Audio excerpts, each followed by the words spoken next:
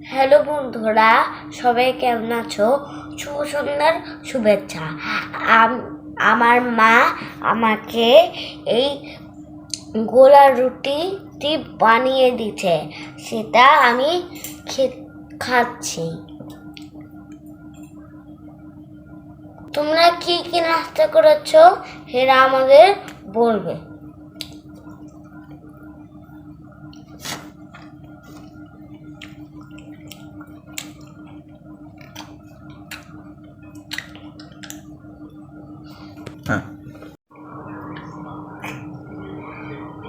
এখন আমি খাবার খাবো, তারপর আমার খাওয়া শেষ হলে আমি পড়তে বসবো।